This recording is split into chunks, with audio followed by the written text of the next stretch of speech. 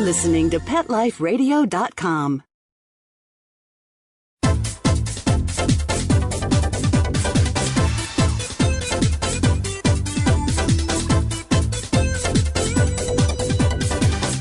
Hello, welcome to the Animal Party with Deborah Wolf. I'm here on Pet Life Radio once again, and today I have a very special guest, Diane Jansey, and she's going to come on and set the record straight about a couple of topics, including service dogs. You might not think that's a controversial topic, but actually, she can explain to you the do's and don'ts of what you need to know about all that. And we're also going to talk about nutrition, teeth cleaning, which is more important than you might think, probiotics, very hot new word. Are you getting it in your yogurt? Is your dog getting it? Does your dog need it? What's that all about? Why are we talking about probiotics when we're talking about animals? So we're going to cover some of those topics. And if you've ever struggled to clean your dog's teeth and given up, then this show's for you, because we're going to go through how you can clean your dog's teeth. That's our how-to trick of the day. It's really important. Heart disease, all kinds of stuff happens if you don't clean your dog's teeth. It's not just bad breath, but we'll talk about that too. So we're going to talk about some of these topics, and we're also going to stray into a little bit of a controversial topic. I know it's a party, and it's supposed to be small talk only at parties, but not at my parties. At this party, we're going to tackle the issue of docking and cropping, and whether it should be done or shouldn't be done, and what Diane thinks, because Diane's an expert and a breeder. She's shown dogs, she's championed them, and she's also been an AKC CGC evaluator. So at the end of the show, we'll hear from her what exactly it takes to make a really good service dog.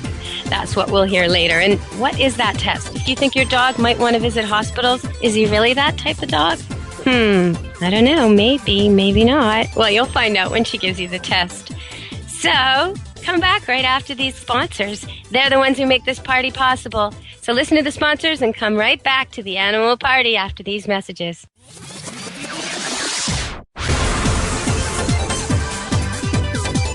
Don't go anywhere, because the best is yet to come. Stick around.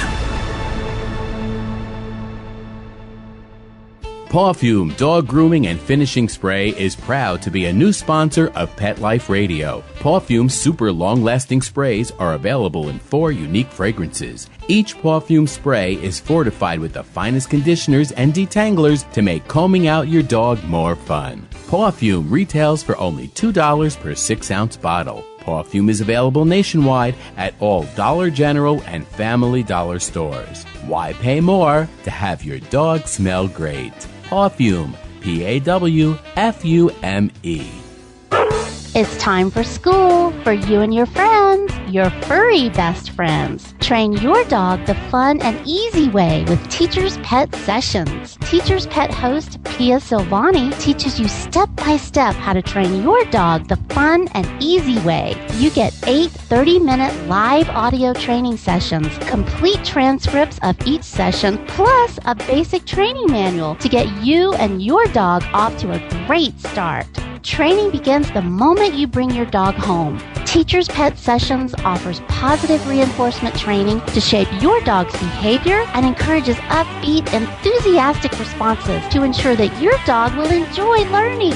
Teacher's Pet Sessions dog training is fun at both ends of the leash. So listen, learn, and laugh with your dog with Teacher's Pet Sessions. Get your copy of Teacher's Pet Sessions Volume 1 today. To order, go to teacherspetsessions.com. Hi, this is Pia Silvani, your host. Bring your dog, tug toy, and treats, and get ready to have some fun. teacherspetsessions.com.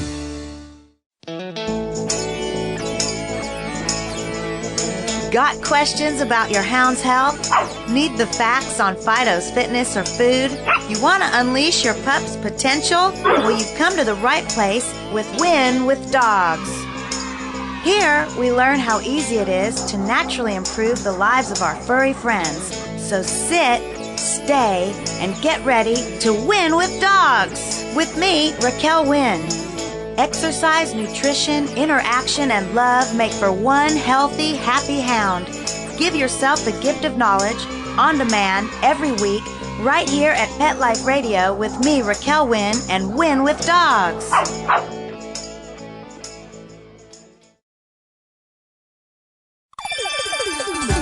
Let's Talk Pets on PetLifeRadio.com.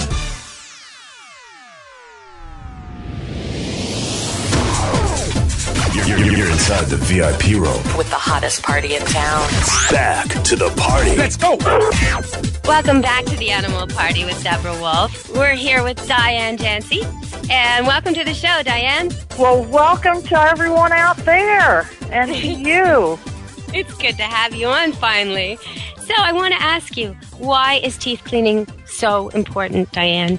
Oh, this is one of my hot topics. It's something that every person that comes to me that needs help, whether they're a pet, have breeding dogs, or they show their dogs, is something that I teach them from the very beginning on how to start with your puppy.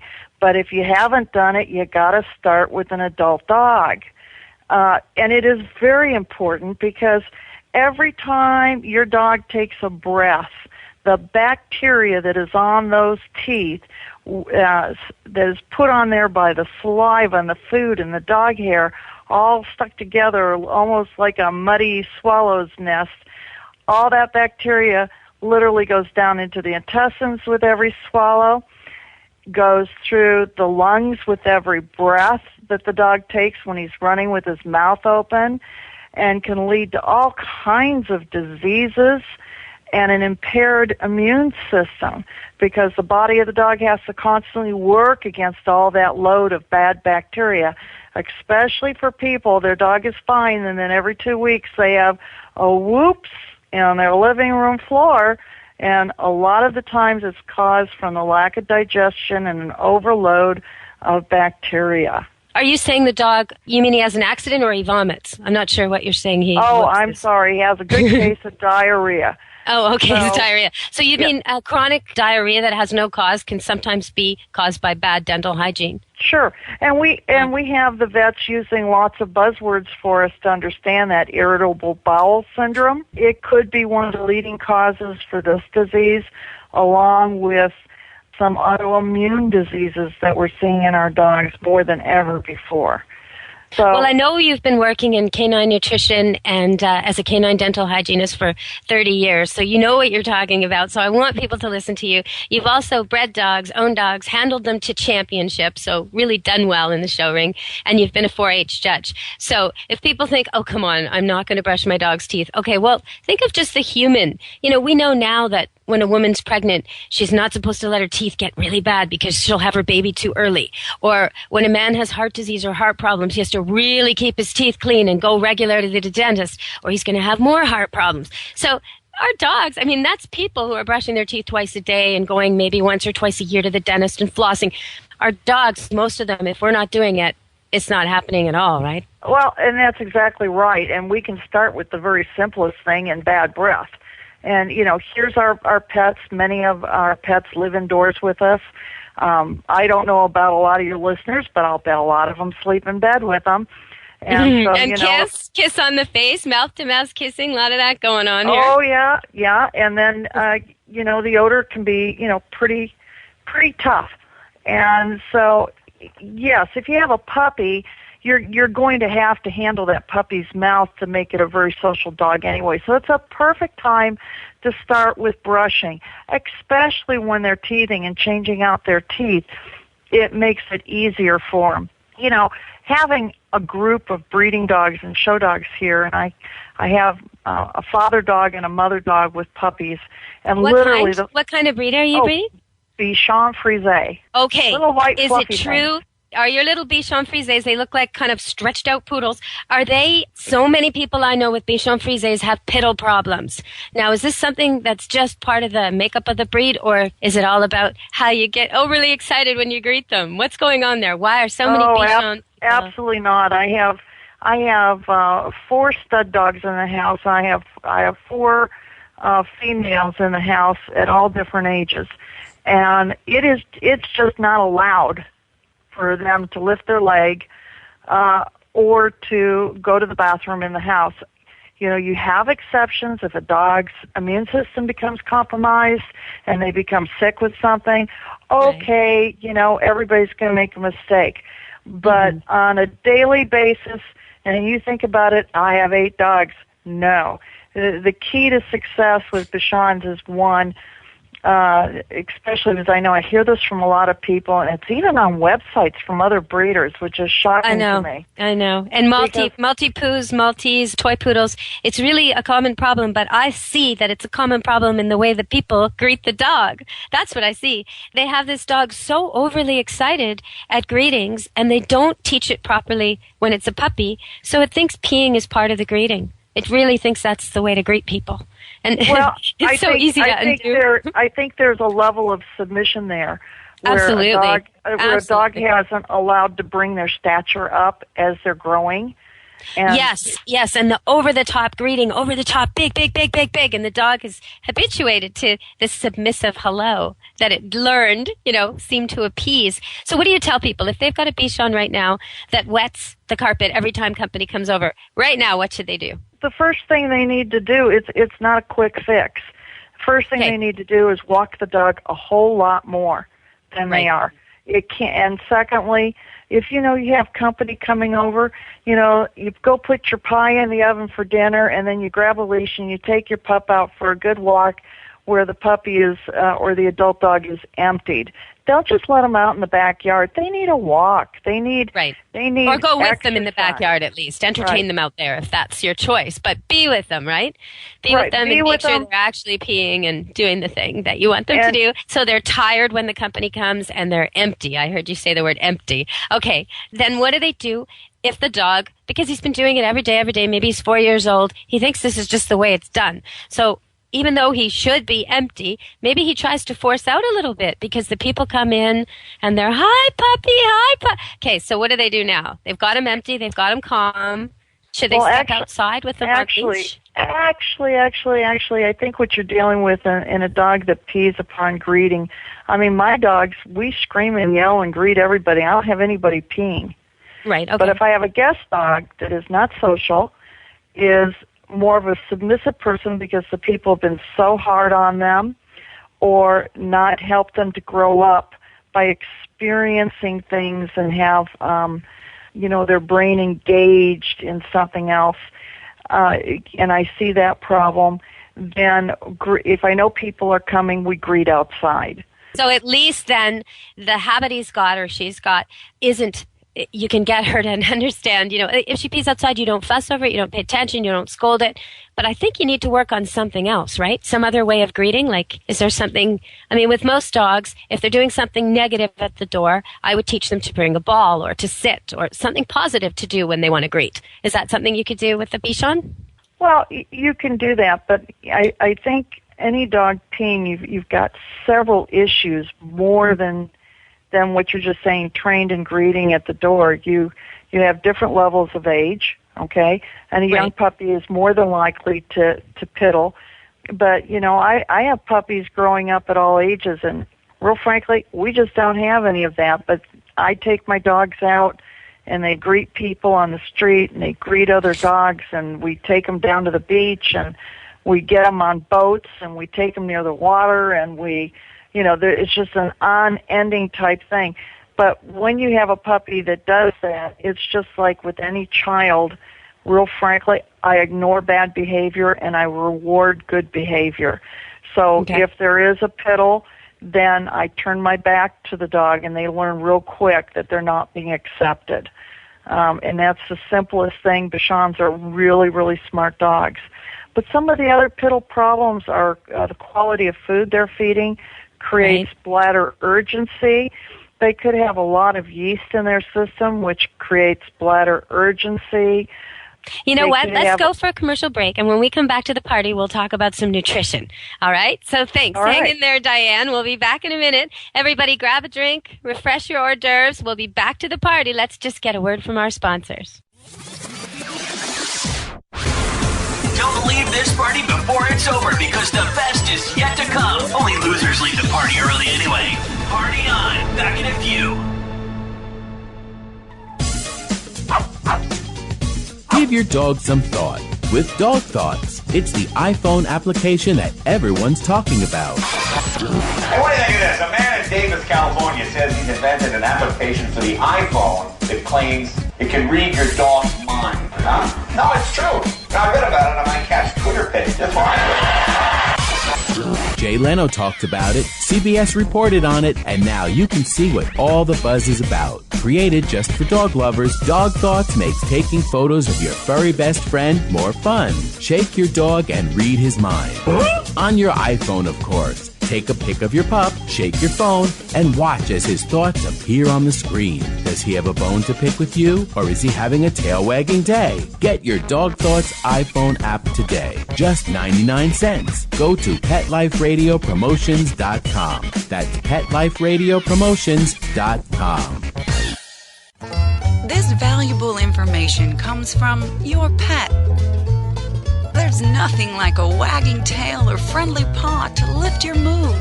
They're therapeutic and make us feel good. Studies show pets even reduce stress, prevent heart disease, lower blood pressure, and fight depression. So there you have it. Pets are a daily dose of good health and happiness. Pets add life. To learn more, visit petsaddlife.org.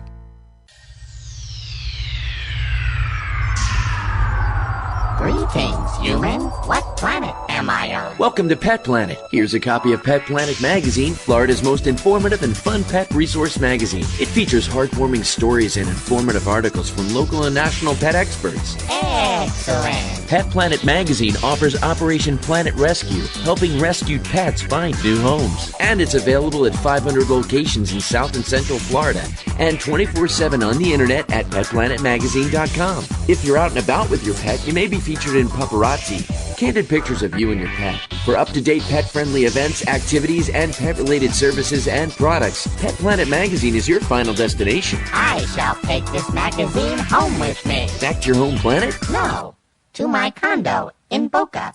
Pet Planet Magazine. Check them out at www.petplanetmagazine.com or 352-394-8578.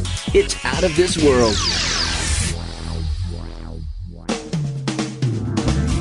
Hi, this is Marcy Davis and my service dog Whistle, and we're your hosts of Working Like Dogs on Pet Life Radio. Working Like Dogs is the show where you can learn everything you ever wanted to know about working animals or working dogs. Whether you're a member of a working dog team or you've just seen a working dog or animal out at the mall or the grocery store and you're curious about how these amazing animals work with their human partners, then Working Like Dogs is the show for you. Join us for the inside scoop at Working Like Dogs on PetLifeRadio.com.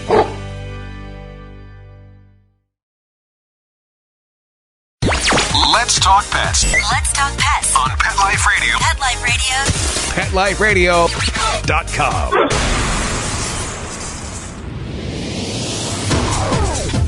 You're inside the VIP room. With the hottest party in town. Back to the party. Let's go. Welcome back to the party. We're here with Diane Jansey, and she's a canine nutritionist, and she's also a dental hygienist for dogs. And she's been breeding and working with dogs for over 30 years. She's been an evaluator, a judge, all kinds of things. She's here sharing her expertise with us, and we're about to ask her about nutrition. So let's hear your take on this, Diane. How important is what we feed our dogs? Well, it's extremely important to get good quality food into your dog. And there are good companies that have made convenience foods for us in the form of kibble. I don't believe personally that there is such a thing as complete nutrition. I believe that nutrition is your consumption of everything you eat within a period of a month. I do know that dogs can only digest what they ate the day before, and it's pretty much the same with humans. If you eat a heavy steak meal one day, then the next morning you're eating fish, you go, I just can't believe this, I'm still hungry. Well, sure, because you've produced more digestive juices, and your body's saying, where's that steak? That's what I want to be digesting today. So there's a couple of factors in feeding. One is continuity, and one is consistency, and also one is giving your dog things that you can treat the dog without throwing the balance out. So would that be healthy, sensible treats, alternative treats, or would it be the actual food taken out of the meal and put in a Ziploc bag? Like, what are you talking about, treats? Everybody wants to give their dog treats. Treats. Well, it's kind of funny. You and I could sit there and we're watching our weight, so you and I can both eat every vegetable we find in the refrigerator, and we'll probably be in pretty good shape, and it's not considered getting us out of balance. Right. And there are vegetables that dogs like to eat. They like the mini carrots or the bigger carrots. It's a reward treat. There is a high sugar in it, but it's good for them occasionally. I think they like yams and they like apples. A lot of dogs, not all, sure. But a lot of dogs. Some dogs even like mangoes. And mango is exceptionally good for them because of the digestive enzymes that are in that food. And we just had Halloween. Pumpkin is a big, big hit with dogs. Now, pumpkin is my favorite, especially for all of you people out there that have dogs that have a corkscrew tail. And the reason I'm saying this is the anatomy of a dog with a corkscrew tail. Generally, they have a deep stomach gut, and they have to move the food back up high towards the hip, over a haunch and out, which is different than your sporting dogs and some other breeds. Mm-hmm. And the consequence of that is the dog can get constipated. And so pumpkin, and let's not mistake it for pumpkin pie filling, but you can go to the grocery store and get a can of pure pumpkin, and then depending upon the size of your breed, like if you have a Boston, you can use a teaspoon of pumpkin last thing at night. If you have an English Bulldog, you can use, 1 to 2 tablespoons at night in their bowl, the last thing they eat, and they just love it. And it will actually take the moisture that's in the pumpkin and it will neutralize it, will reset up the intestines and take a lot of stress off the dog from having constipation. And consequently, too, if your dog has diarrhea, you can feed pumpkin anytime you have diarrhea because the fiber will absorb the bad toxins that are in the intestine and help to normalize the poo. So while that argument's gone on for years, do you feed it for constipation or do you feed it for diarrhea? The only difference is feed it for constipation at night before bed, and for diarrhea, feed it whenever the dog has it.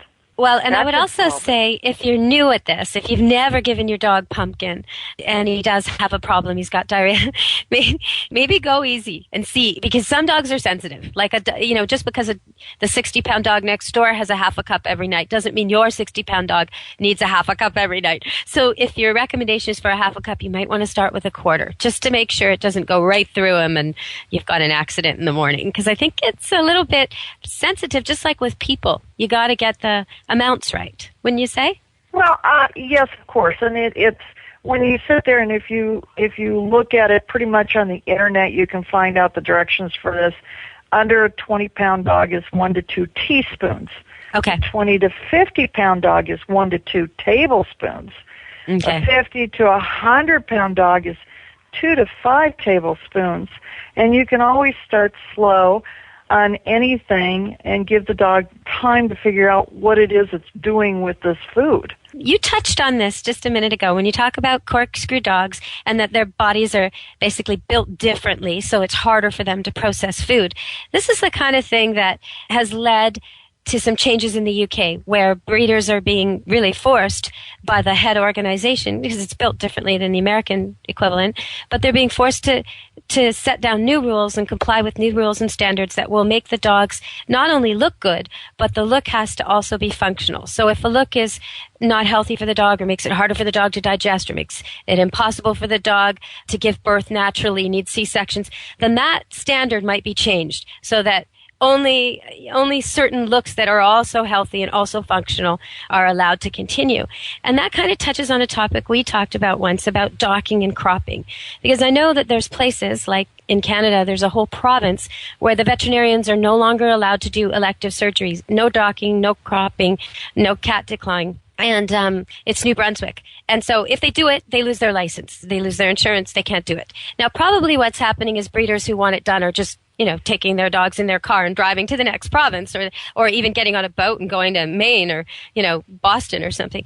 But what do you think about all this? Because this is your world, right? You're an expert in the middle of this world. So would you mind sharing your opinion on this? Well, sure. There's a lot of changes going on, and sometimes you have to go with change, and sometimes you need to stand up and say, hey, I can appreciate this, but it's really not in the best interest of a particular breed. English Springer Spaniels have naturally an extremely long tail, and so do Old English Sheepdogs. Well, let's say you have one as a pet in your house, and that tail goes flying. You're not using it out in the field. You're not using it to herd sheep, and that tail is happy to see you. Well, it's interesting enough, that tail can whack you hard enough to leave you brutally bruised. It can also knock things off your coffee table, and so you literally have to dog-proof the house to keep that particular dog. My concern is the reason some of these events were originally done was actually for the safety of the owners and also for the safety of the dog. Well, there are certain breeds, like certain Rottweilers I've known, and not all of them, but certain ones, if their tail isn't docked, if it's left natural, it will break open just by bashing against the wall or the fridge or whatever. Break open. And these people eventually they get the dog tail docked as the dog is an adult. It's a much more serious operation, but they just can't afford or want to deal with more and more surgeries because every time it breaks open, they got to go back for stitches. And so that becomes a problem, but it's not in all dogs. I've seen a lot of standard poodles with non-docked tails recently, and their tails are light and they curl up over the top of their back like a little husky, and there's nothing, objectionable about it. It wouldn't hurt you, it wouldn't hit you, it wouldn't knock you. It's a lovely tail. So I guess in a way it's kind of breed specific, isn't it? Well, and that's the whole point. It would be very breed specific, and yet even with that lovely loose-looking tail, one of the problems you have, and it's similar to the ones we have with Bichons, which have a full tail over the back. Right. Well, it takes me more time to demat where that tail lays on the dog hair than it does the rest of the dog. Right. Yeah. So I imagine with poodles, it's pretty much the same thing with that particular coat. Is that constant? You know what? I must confess, the only ones I've seen are standards, and so no, it's really not a big deal at all. They sort of shave most of the tail anyway, and you'd hardly notice it. But no, I'm not talking about toys. I think everybody with a toy docks it, so that's interesting. Maybe that's why. Okay, so let's move on to, I know I promised them a how-to. So how do you, if you don't have a puppy anymore who's just, limp in your lap, well, if you did, let's do that first. If you have a puppy, limp in your lap, loves everything, loves chewing on everything, loves having your fingers in its mouth, okay, how do we begin teeth cleaning with that? And then I'll ask you, okay, what about the dog who says, hell no, I don't want my teeth cleaned, and that tastes terrible. So we'll start with the easygoing puppy. Well, with a baby puppy, of course, the best thing to do is get your hands in the mouth. And I know everybody doesn't want to put their hands in the mouth of any dog, puppy or otherwise, but it's in your best interest for a secure dog later on to be well handled in the mouth between the gum and the lip. And so you can start real simply with just letting him lick a little peanut butter off your finger. Then many companies make, it's like a little rubber piece that fits over your finger, and one end of it has very tiny, soft bristles. You know what? I'll just fill in here. It almost looks like the kind of thing a secretary would use when she's flipping through papers and she wants to grip it. It's almost like a rubber thimble. Okay. Right, like a rubber thimble. That's a good way of explaining it. I'm going to use that if you don't mind. No problem. And so you can start by loading that rubber thimble, then, is the second exercise with the same peanut butter you use to let them lick off the finger. But this time, go to the back on either side. And real frankly, it's easier if you start training your dog with toothbrush on the top of the dog's mouth than the bottom. And then start learning, different holds on how to keep your puppy from wiggling, even if you have to have somebody else hold the puppy while you do that. But use that soft little brush to go around the gums and the teeth and get them used to it while you use a nice, high, praising voice. Like, this is a really good time, and don't you like the peanut butter? Now, frankly, after that, you can start using the poultry-flavored enzymatic toothpastes that we have, and then you're already brushing teeth, and that's a great thing. And once you move from the top, then you can start on the bottom jawline. Don't go directly to the teeth. Just as the jaw opens, the flap of the jaw opens up, that skin, just roll your finger down to the lower gum line of the dog, and instead of trying to brush the top of the teeth, which signals them to eat, in other words, munch, munch, that includes your finger. Clamp, yeah, they'll bite, they'll close. They'll clamp down. You're going to want to use a motion of going up, like feathering up. And then when it comes to the point of doing the front of the teeth, you take your index finger, and this is only if you're training a puppy. Okay. Do not start this with an adult dog if you would like to keep your finger. Okay. Right? Okay, you take your thumb on the lower part of underneath the jaw. Your index finger goes in between, right behind the canine teeth, and your top finger goes as a little pressure over the top of the nose. And then your other hand is being used to brush those 6 front teeth and then the longer canines. And before you know it, and you're not trying to brush like you would brush your own teeth. Right. When you start, if this takes 5 seconds on the top and 5 seconds on the bottom to start with, you've done great. And work lots yourself. of good dog, you're a good boy. Make sure he's happy and positive and you're not stressed out. Right, and giggling, and don't you get frustrated because you don't have to sit there and clean every tooth every single time until your dog, and very seriously, most dogs that I know who are trained well for toothbrushing will frankly hit the bathroom where you brush your teeth long before you get there to brush your teeth and will patiently sit and wait for theirs to be done.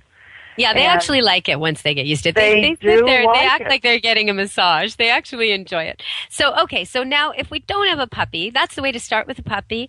What if you don't have a puppy, and should you use toothbrushes?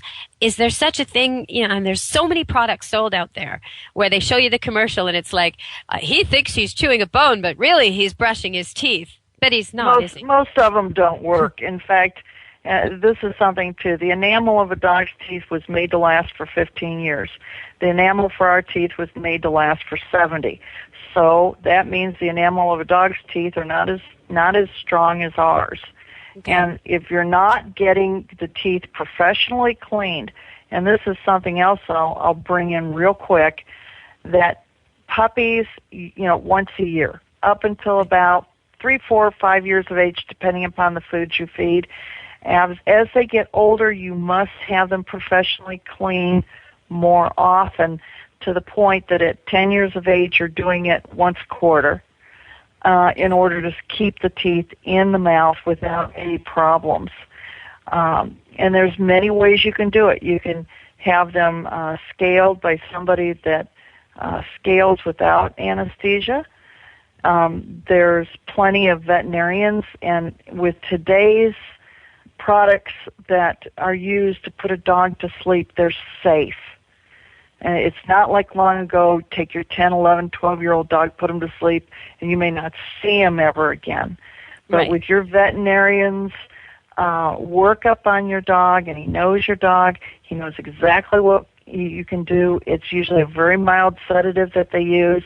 And then to have the vet, professionally get those teeth really clean, and you have the health of your dog, and frankly, it will keep the dog's disease level so far down for having clean teeth that you'll spend less on the lifetime of your dog than the total amount of teeth cleanings that you spend to have done. Okay, so if they've got a dog that they haven't been doing this with and they wish they had, now they're feeling guilty and they're thinking, all right, I'll try this. Maybe they have some. They might even have some of that canine toothpaste sitting in their cupboard that they never used. Okay, so what do? How do they get their dog who's just an average dog, okay? Not super aggressive, but he just doesn't know what's coming. He may not participate fully. How do you get him to want to sit there and let you do this? And what do you do? Well, okay, the first thing you want to do is enclose them in a small room. Okay, so the bathroom, close the door. The second thing, you want to have some fresh water. And then you want to talk to your dog about this beforehand. Now, you're going to look real silly, but when I go into a dog I've never seen before, and I'm going to use standard poodles, and for all you people that own standard poodles, what a special animal and breed that is. Oh, see, I breed standard poodles, so you're stroking me now. Okay, thank you. It's my favorite breed for doing. If I could do nothing but very clean, tolerant. They're very bright, and they know that you're doing it for their own good, and they stand there and take it. And I mean, they're really tolerant. But okay. And then you've got the English Bulldog. So the first thing you have to do is make sure your dog is mouth safe, and you do this by sitting down at the eye level of the dog, so you're not overpowering them, and you want to handle the muzzle, and you want to see if you can lift that lip. And lift the lip, give the dog a treat. Lift the other side of the lip, give the dog a treat. Tell him, good boy. Pat his chest. Look him in the eye, tell him how good he is. And then explain to him that you've got a new thing going on.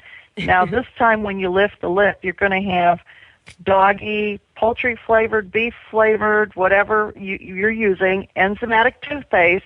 Okay. And look for that. Look for the enzymes. And you're going to have it on your fingers. And remember, you're not going for the teeth at this point. You're going for the gum. And then just smear the paste up on the gum, and they're going to lick it, and they're going to lick it and have a good time, and then you're going to say, good dog, and give them a treat. And you may have to do this for a week, every morning at the same time, so they understand you're going to play with their mouth. You know what? Because there's no stress, no pressure, and there's a good taste, your dog is going to be anticipating this. You're going to find your dog hanging out in the bathroom, hoping you're going to come by and brush his teeth. And that's what you want. You want him to like this. Okay. So exactly. Then if you don't have one of those wonderful little rubber toothbrushes that fit on your finger, you can use a washcloth and wrap it around your finger, and you can load it with plenty of doggy toothpaste, and start with just one tooth. And the easiest tooth to work with on a dog for brushing is their large, long canine in the front. So if you can hold their nose somewhat still and take 5 seconds and do the top canine on the left, then do the top canine on the right, you're done for that day. And then, good boy, you were wonderful. And then keep that up. And then you can do the front 6. Then you can go to the back. And then you can start going to an actual toothbrush. Now, they make doggy toothbrushes, which really, frankly, for hand brushing, the bristle is very soft. And for a new dog, I prefer that. And it has two sides. The large side is a large triangle. The small side is a small triangle, obviously for large dogs and small dogs. And the thing that is important before you use a brand new toothbrush on a dog is they're going to give you a wild eye if you don't remember to soak it up pretty good with nice warm water and soften those bristles.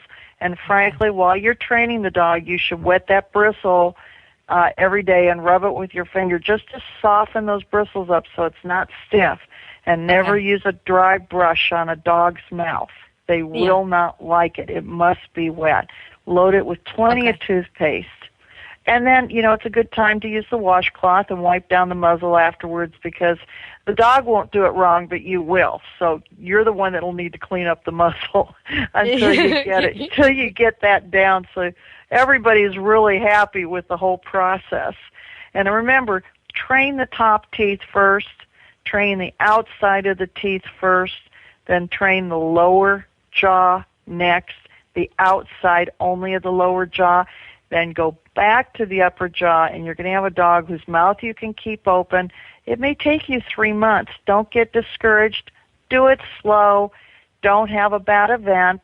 And then start getting to the inside of the dog's mouth.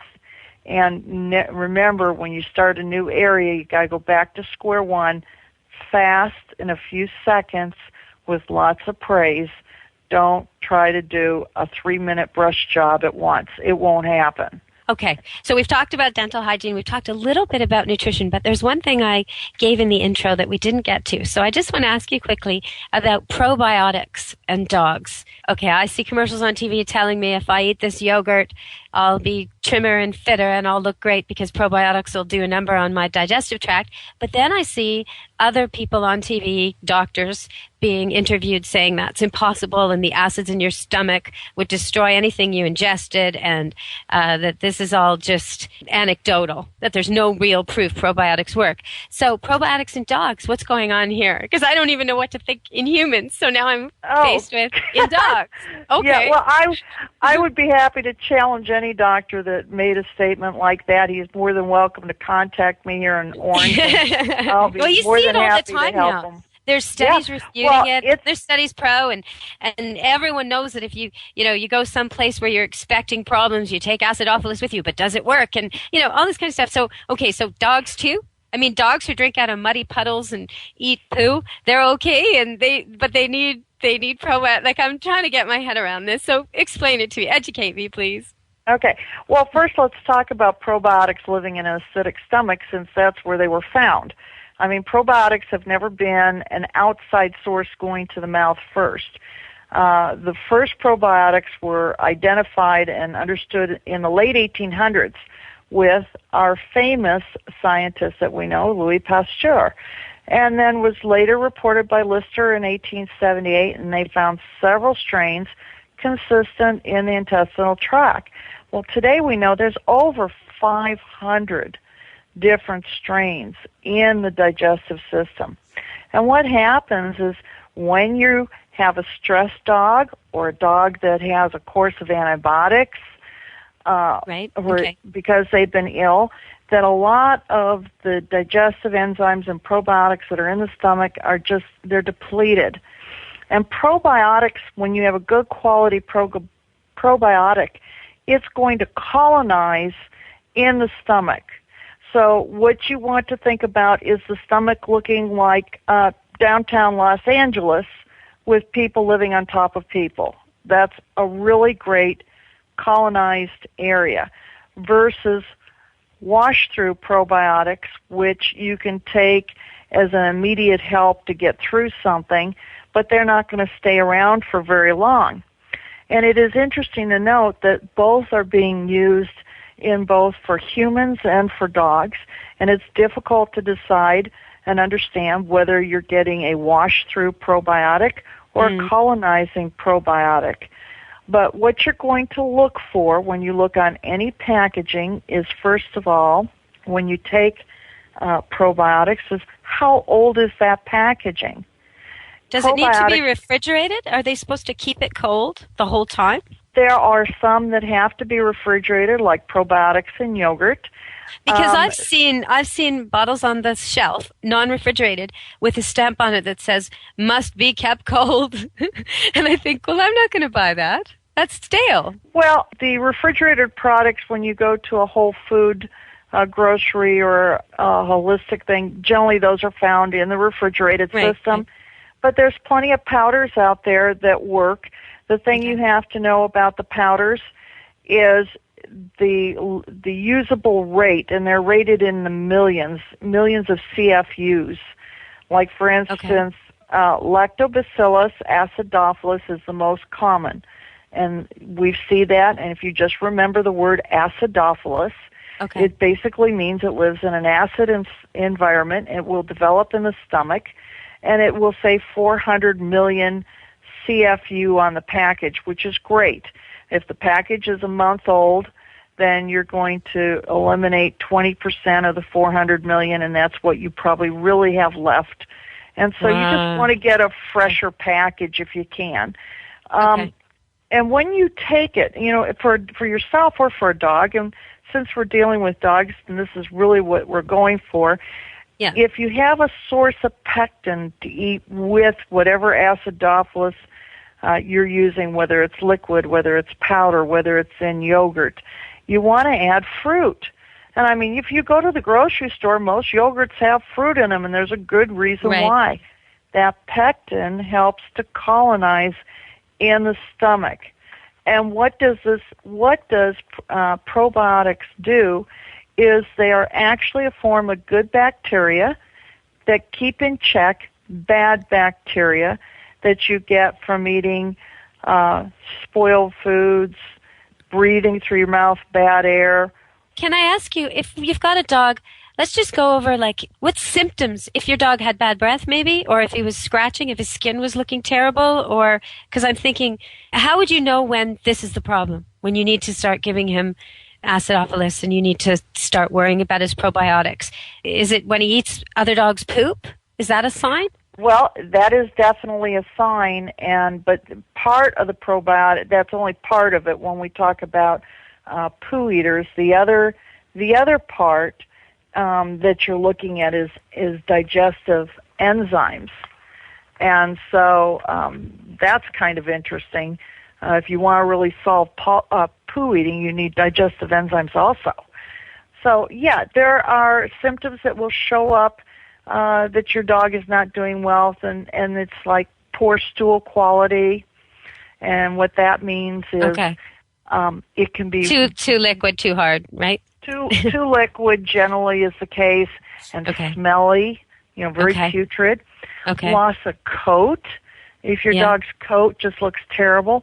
And interesting enough, since we just finished talking about teeth, when you don't have a good balance, you have a much heavier buildup, quicker of tartar buildup on the teeth. And also for all those people out there, and I have white little Bichons. And if the brown stain. What about the brown stain? Is that part of this? That could be what we call yeast overgrowth from which is yeast has to come from a bacteria. So too much bad bacteria, and you're going to have yeast, and it'll eventually show up pink around the tail, pink under the paws, pink coming on the inside flap of the ear, pink in the beard. What about the brown eye stains? How do people deal with that? Because you breed Bichons, you must have to deal with that. Oh, yeah. None of mine have any brown eye stains unless they've had a issue where they've So a lot of these problems that I'm identifying as problems that I often see with Bichons are actually badly bred Bichons, is what I'm getting from you, because they're not problems you're seeing regularly, and I am seeing them in the Bichons that I see. So it's interesting to note. But there are some, if you help your dog with his nutrition and his teeth, everything's going to be better. Not necessarily perfect. And there are, I hate to say badly bred Bichons. I think 80% of this stuff can be checked with nutrition and understanding the dynamics of the dog. But you have a situation where, in truth, a dog genetically can actually be missing the connection from its tear duct to the nose, and that is one of the a cause for having tear staining that sometimes can be corrected and sometimes cannot. But your vet's going to catch that one, right? Your vet's going to catch it. No, he's not. No, he will probably do what is correct. When eye staining comes in, they will first, if the dog is over a year, will want to put it on some sort of tetracycline or terramycin and see if they can clear it up from a bacteria form. But once they find they can't clear it up, and if the owner persists that they want a white-faced dog, then they will do a test. Now, down here in the States, it runs about $150, where they numb the eyeball, they put a dye on the eyeball, and then they take some saline solution with dye and they put it through the tear duct. And if the tear duct color of dye comes through the nasal of the dog on the tissue, then it's intact. Right. But if it's not intact, then you're going to have an issue. Now, if you have an intact tear duct to the nose and everything's draining properly, but you're still having problems with this overspilling, you could have a blocked tear duct, which then is also a veterinarian procedure to unblock that tear duct. Then the next least problematic, but can be the case, is you can have a curled-in eyelash that's irritating the eye, and that can be removed easily and checked on regularly to make sure it doesn't reoccur.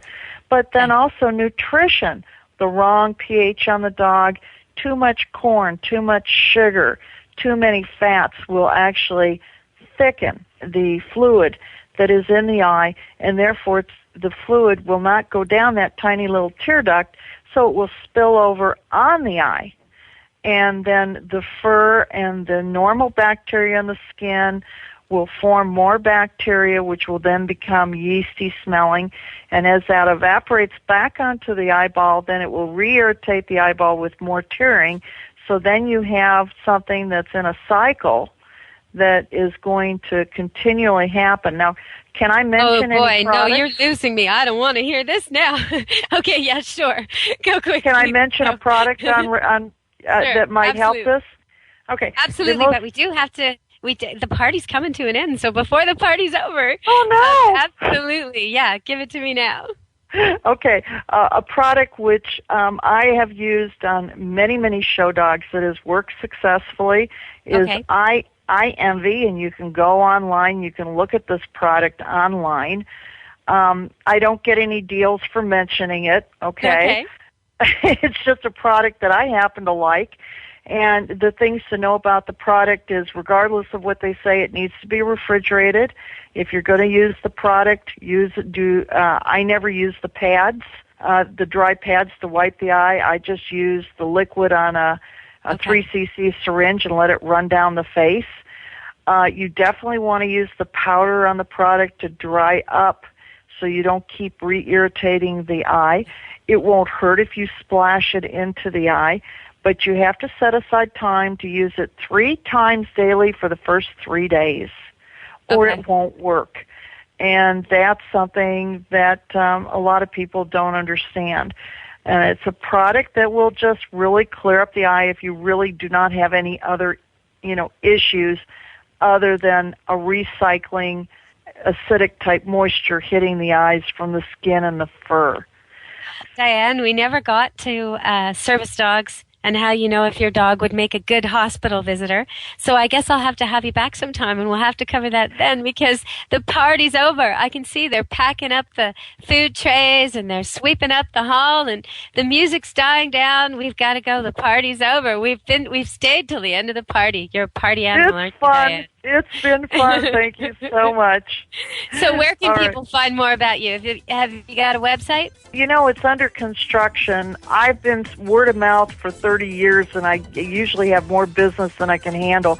But I can still be found by Googling my name, and you can find my articles all over the Internet, and you can go ahead and pull them and read them, and they're very low-key, so anybody Okay, everybody, so that's Diane Jansey, Diane Jansey, if you want to Google her and find out more, or listen to this show, because on a future party we'll have her back. She was a great party guest. Thank you very much, Diane. Have a great week. Thank you. Okay, everybody, so we finished the party. We're wrapping it up, but I want to tell you that next week and in the weeks to come, we've got some great guests coming. If you want your animals read, if you want your dog and cat, if you want to know what they're thinking, you want to ask a question and get the answer. What is my cat thinking? Why does my dog hate my brother? Why won't my cat use the cat scratch post? Whatever your question is, post the question, snap a photo of your pet looking right on camera, eyes showing well, and send it to me, because I'm having Tim Link, author of Pet Tales, on in the new year, and he'll be doing readings of the pets that we receive good photographs for. So send it to Deborah at PetLifeRadio.com. And thanks to all our sponsors, and thanks to Mark for making this show such a great party. Party on, everybody. Till next week, be good with your animals. Let's Talk Pets, every week on demand, only on PetLifeRadio.com.